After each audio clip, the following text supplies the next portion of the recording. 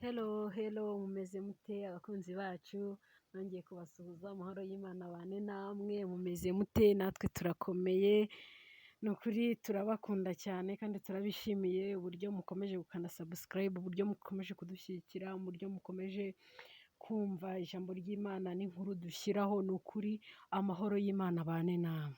Nongeye kubasuhuza rero, nongeye kubishimira cyane kandi nanone mbifuriza amahoro y'Imana muri uyu mwaka. Uyu mwaka Imana izabahe byinshi mushaka, uyu mwaka Imana izabaho ibintu byose mwifuza kandi byiza, ibyiza ari byo izabaha. Hari igihe abantu nyine bifuza ariko bakifuza ibintu bibi pe. Ari nk'umuntu ushobora kwifuza wenda tuvuge ukifuza imodoka ariko ukavuga uti Imana uzampa imodoka kanaka ewana nawe azabone ko wampaye oya azabone ko wampaye imodoka. Nyine uba wifuje yego ikintu cyiza ariko impamvu yo kucyifuza nta mumaro kizagira mu bwami bw'Imana. Tujye tumenya no kwifuza neza. Hari igihe umuntu yifuza nabi, rimwe na rimwe ugasanga ibyo yifuje ntabibona. Kandi koko n'ijambo ry'Imana Yesu yarabivuze ngo musaba nabi ntimuhabwe kuko mudasaba neza. Hari igihe dusaba nabi ntiduhabwe. Tujye tumenya no gusaba kandi dusabe ibintu bifitiye iki Imana akamaro, bizungura ubwami bw'Imana atari ibizahombya ubwami bw'Imana. Imana yo mu ijuru rero ishimwe, kandi nimba uri mushyashya ukande subscribe. You make subscribe if you are new here.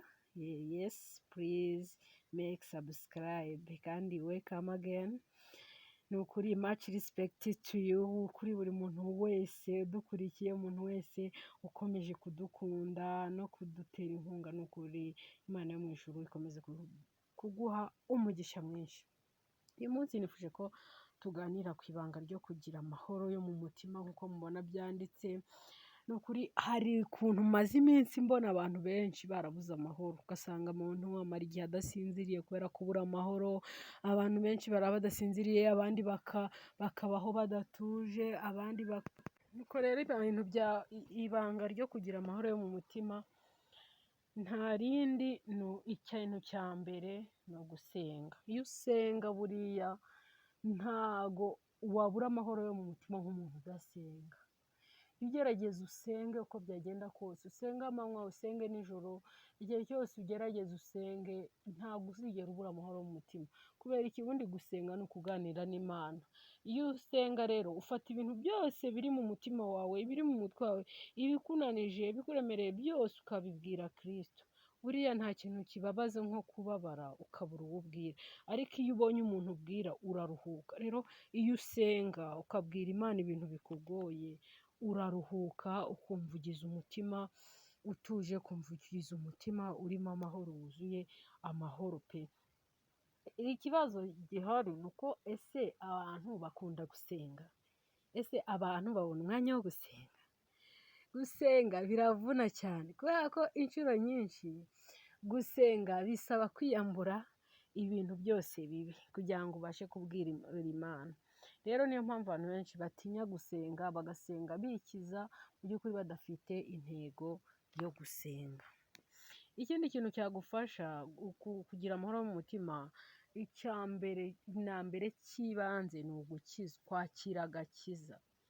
Mwa bantu mwe buriya abantu benshi batinya gukizwa, ndetse n'abakijijwe ugasanga ntabwo bakijijwe neza. Ariko buriya iyo wakiriye agakiza, wakiriye Kristo mu buzima bwawe, Kristo aguha amahoro. Nta kindi kintu Yesu atanga gikomeye uretse amahoro. Umuririmbyi umwe yaririmbye ngo niwe mahoro, niwe mahoro, ngo rwose utayataye ngo ntago amahoro nta cyayakubuza, nta kintu na kimwe cyakubuza amahoro. Iyo udataye Kristo ntabwo ushobora kubura amahoro. Nta kintu na kimwe cyakubuza amahoro igihe utataye Kristo. Igihe utataye Kristo nta kintu na kimwe cyakubuza amahoro. Ibanga rero ryo kugira amahoro, mu ibanga ryo kugira amahoro harimo no kwakira agakiza muri wowe ukabaho ukijijwe. Iyo ubayeho ukijijwe nta kintu cyakubuza amahoro. Ibyaza kukubuza amahoro byose wabitsinda. Kubera iki? Kubera ko uba ukijijwe. Ufite Yesu ntabwo wabura amahoro, wabura ibyo ukeneye muri ubu buzima ariko ntabwo wabura amahoro, kandi ibintu wabura byo mu isi ntabwo bikwiye kukubuza amahoro, kubera ko n'ubundi igihe cyose uri mu isi ntabwo uzabona ibintu byose bibaho ngo byose ubitunge, oya, ibintu byose byo ku isi ntabwo uzabitunga, uzatunga iby'Imana izaguha. Ikindi kintu gishobora gutuma ugira amahoro ni ukunyurwa n'ibyo ufite. Kunyurwa n'ibyo ufite, nimba ubasha kubona ibintu byoroheje mu buzima ubayemo, nyurwa nabyo. Wishaka ibirenze.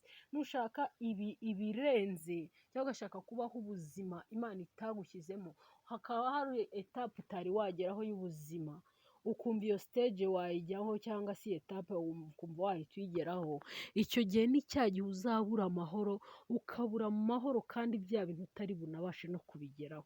Tuvuge ushoboye wenda tuvuge nk'abadamu bagenzi banjye, abadamu mwubawe cyane, wenda tuvuge uri umudamu ubasha kwigurira igitenge cy'ibihumbi 20, niyo stage uriho, cyangwa se irondo y'ibihumbi 7, kandi nayo ukayibona wakataje umaze igihe nk'ukwezi kose utarya ubika amafaranga, none urashaka igitenge cy'ibihumbi 100 kandi n'inzu ubamo si y'ibihumbi 100. Rero icyo gihe uzabura amahoro, ariko niwambara icyo gitenge cya makeya uzanyurwa, kuko nibwo bushobozi Imana yaguhaye, niyo stage uriho, nibwo bushobozi icyo gihe uriho. Nimba utabashije kugera ku rugero rwo kurya inyama za buri munsi, ukabasha kuba wazibona rimwe mu kwezi cyangwa se rimwe mu mezi 3, nyurwa nabyo. Wishaka kubaho nk'abazirya buri munsi, wishaka kubaho nk'abafite ubushobozi burenze, ahubwo baho ubushobozi bwawe, unyurwe n'ubushobozi Imana yaguhaye. Ikintu rero bavandimwe kindi cyagufasha kunyurwa cyangwa se kugira amahoro mu mutima, ni ukunyurwa n'ubuzima ubayemo. Kandi iki ni ikintu abantu benshi bakunda gutsindirwamo. Niyo mpamvu abantu benshi ubona bajya kwiba, abandi bakica, abandi bakaroga, abandi bagaterwa n'ishyari. Ishyari burya nacyo ni ikintu kibi. Ishyari ni ukuba wagirira umutima mubi ikintu umuntu yagezeho runaka. Tuvuge umuntu wenda yabonye akazi, umuntu hari icyiza yabonye, aho kugira ngo bigushimishe ahubwo bikakubabaza, ugasanga muri wowe ufite umutima mubi, ahubwo ukumva ko cya kintu wa muntu yagezeho yakibura. Icyo ni cyo bita ishyari. Niyo mpamvu hari ikintu njya numva abantu bavuga ngo ishyari ngo ni murumuna ngo w'umurozi. Ngo niryo somo, ngo ishyari ngo niryo shuri umuntu rya nyuma yiga ngo agahita aba umurozi. Ni ukubera iki? Ni ukubera ko abanyeshyari mu by'ukuri bagira umutima ujya gusa n'uw'abarozi, mbese baba bameze nk'abarozi. Ishyari sinzi abantu benshi murabazi, abantu b'abanyeshyari ubuzima babamo, ubuzima burwanya abandi, nta n'inyungu. Umuntu akavuga ati okay, akazi sinkarimo ariko nawe ukabure, ibisimba ifite ariko nawe ubibure. Uwo ni wo mutima w'abanyeshyari. Buriya rero ishyari, iyo ufite ishyari ntabwo ushobora kugira amahoro yo mu mutima uri umunyeshyari. Oya, ntago wagira amahoro yo mu mutima uri umunyeshyari. Igihe cyose uri umunyeshyari n'Imana burya iba kure yawe, kandi iyo Imana itari mu ruhande rwawe nta mahoro yo mu mutima wagira. Ikindi cyagufasha kugira amahoro y'umutima ni kwirinda intambara zije ari we waziteye. Buriya hari abantu biteza intambara n'abantu biteza ibibazo. Rero igihe cyose ibibazo bizakubaho ariko inshuro nyinshi ari we wabyiteye, tuvuge wenda wari ufite akazi koza amafuti, akazi ukavuyeho, tuvuge wenda hari ibihuha bikujeho kandi ari we intambara zose witeje burya nazo zikubuza amahoro, kuko icya mbere ni wowe uba wabyiteje, kandi biba bigoye burya